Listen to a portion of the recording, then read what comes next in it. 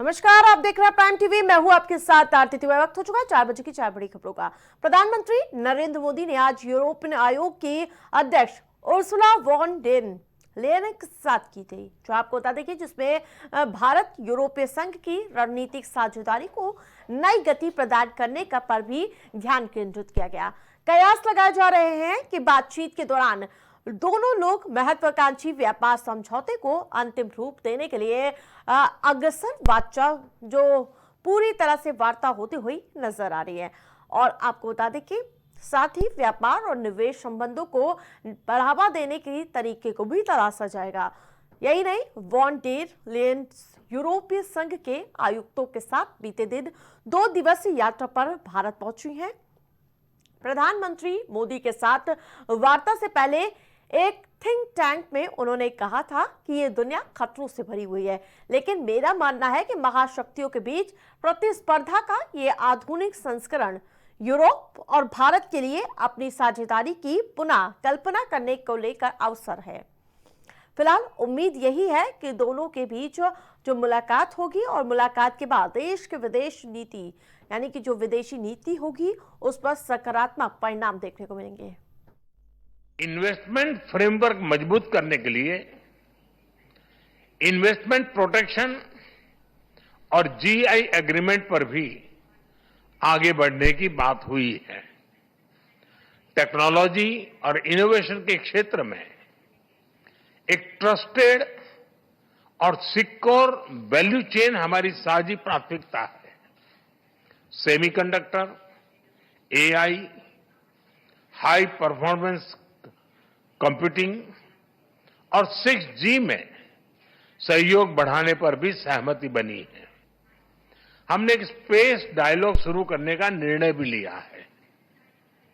Friends, ecology और economy का balance हमारी साझी प्रतिबद्धता रही है और इस दिशा में हमारा मजबूत सहयोग रहा है।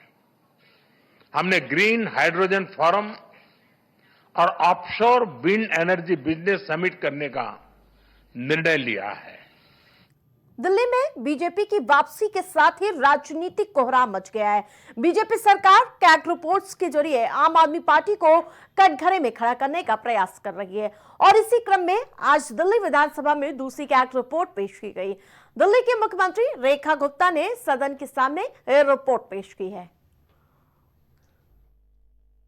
आपकी अनुमति से राष्ट्रीय राजधानी क्षेत्र दिल्ली सरकार से संबंधित भारत के नियंत्रक एवं महालेखा परीक्षक का दिल्ली में शराब के विनियम और आपूर्ति पर निष्पादन लेखा परीक्षा प्रतिवेदन वर्ष 2024 का प्रतिवेदन संख्या नंबर 1 की प्रतियां सदन पटल पर प्रस्तुत करती हूं।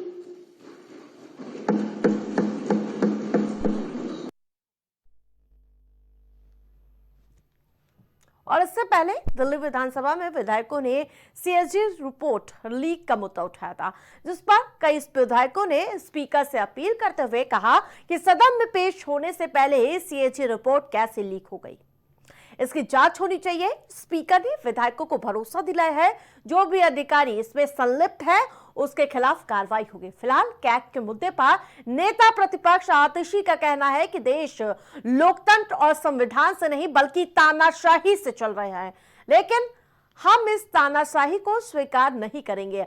आपका विधायक दल राष्ट्रपति से मिलने जा रहा है। उन्होंने बीजेपी पर यह भी आरोप लगाया है कि आम आदमी पार्टी के विधायकों को डराने का काम बीजेपी कर रही है। तो कैग पर लगातार जो रिपोर्ट सामने आ रही, पहली रिपोर्ट सामने आई थी उसको लेकर भारतीय जनता पार्टी हमलावर नजर आ रही है। अब दूसरी रिपोर्ट विधानसभा में पेश कर दी गई है। इन सब के बीच जो रिपोर्ट पहले से लीक हुई है उसको लेकर भी जबरदस्त हंगामा देखने को मिल रहा है। इन सब के जहां एक तरफ आम आदमी पार्टी को घेरने का प्रयास भारतीय जनता पार्टी कर रही, तो दूसरी ओर आम आदमी पार्टी तानाशाही की सरकार बताती हुई नजर आ रही है। तो आपको बता दें कि मुख्यमंत्री रेखा गुप्ता ने रिपोर्ट पेश कर दी है और ये दूसरी रिपोर्ट है। उससे पहले जो एक रिपोर्ट लीक होने की जानकारी मिल रही थी, उसको लेकर भी कई तरह की खबरें सामने आ रही थी और विपक्ष हमलावर नजर आ रहे थे कि आखिरकार ये रिपोर्ट पेश होने से पहले कैसे लीक हो गई और तमाम जांच की बातें कही गई। और इन सब के बीच कैग की दूसरी रिपोर्ट सामने आती है, इसको लेकर भी विपक्ष हमलावर नजर आता है। ज्यादा अपडेट के साथ राजेश हमारे साथ जुड़ चुके हैं। राजेश, कैग की दूसरी रिपोर्ट सामने आई है, क्या है इस रिपोर्ट में?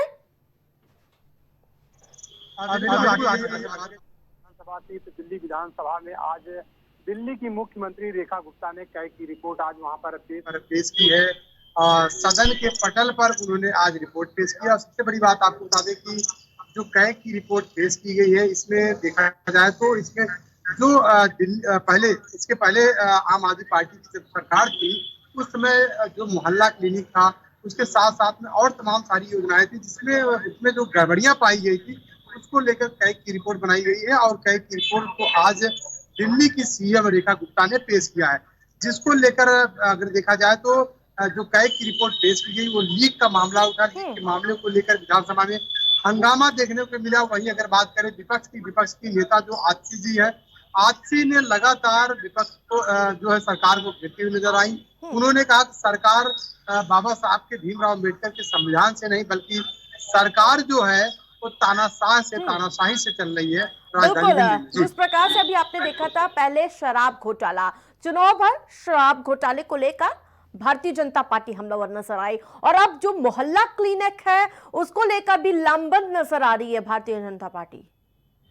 बिल्कुल, बीजेपी लगातार जो है आम आदमी पार्टी को घेरती हुई नजर आ रही, क्योंकि देखिए बीजेपी की सरकार है और रेखा गुप्ता बिल्कुल इस समय पूरा अगर देखा जाए तो आम आदमी पार्टी को घेरती हुई नजर आ रही, क्योंकि उन्होंने शराब नीति घोटाले को लेकर रिपोर्ट पेश की। उसके बाद मोहल्ला क्लिनिक को लेकर रिपोर्ट पेश की जा रही है। तो ऐसे अभी तमाम मुद्दे हैं जिसको लेकर बीजेपी जो है आम आदमी पार्टी को घेरने का प्रयास कर रही है। एक तरफ जहाँ भारतीय जनता पार्टी है जो एक के बाद एक रिपोर्ट पेश कर रही है, उसको लेकर जहां आम आदमी पार्टी को घेरते हुए नजर, इन सब के बीच आतिशी भी मोर्चा संभाले बैठी हैं दूसरी तरफ। बिल्कुल आरती, जिस तरीके से लगातार मुख्यमंत्री रेखा गुप्ता जो है आम आदमी पार्टी को घेरती हुई नजर आ रही है, तो जाहिर सी बात है कि उसको लेकर जो विपक्ष की नेता है, सदन की जो नेता है आतिशी भी लगातार सीएम रेखा गुप्ता को और बीजेपी सरकार को घेरती हुई नजर आ रही है। यहाँ तक उन्होंने विपक्ष की तरफ से आतिशी जी के नेतृत्व में एक जो दल है, जो विपक्ष का एक दल है, वो राष्ट्रपति से भी मुलाकात करने जाएगा और अपने मुद्दे को उठाएगा। बिल्कुल राजेश, आप नजर बनाए रखिए। तमाम अपडेट के लिए धन्यवाद आपका।